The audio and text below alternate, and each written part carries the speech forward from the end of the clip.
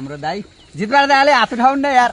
ल उहाँ हाम्रो मेन जितबहादुर दाई बाघको रेस्क्यु गर्ने होइन जितबहादुर दाइ हाम्रो गज नामको हात्तीमा छौँ। यो मेनकाकली, अर्को उता चम्पाकली, यो तीनटा हात्ती लिएर हामी बाघको चाहिँ बच्चाको फोटो खिच्न गइरहेका छौँ। तपाईँहरू देख्न सक्नुहुन्छ अहिले हामी यहाँ नारायण गजमा हामी तीनजना छौँ। उहाँ जित दाईहरू त्यसमा हुनुहुन्छ मेनकाकलीमा, अर्को चम्पाकली यता। हामी तीनटै सँगै गइरहेका छौँ। बाघको र बाघको बच्चाको फोटो खिच्नको लागि गइरहेका छौँ। सकेसम्म नियन्त्रणको प्रयासमा हामी आएको हो।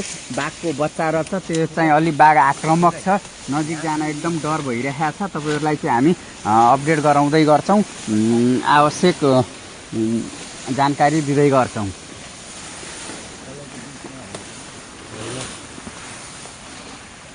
घाउ पनि रहेछ बिचरा।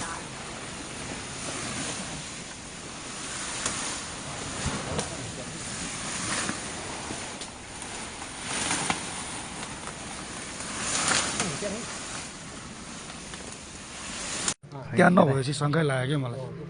ल गाइज हामीले अहिले बाघ फेला पार्यौँ। बाघको बच्चा रहेछ, साना साना। ल सबैजनालाई नमस्कार, म विक्रम कार्की। अहिले हामी तीनटा हात्तीमा आइरहेका छौँ। बाघ पुरानो लोकेसनबाट अलि माथि सरेको छ, त्यहाँ त्यसलाई डिस्टर्ब भएर होला। साना साना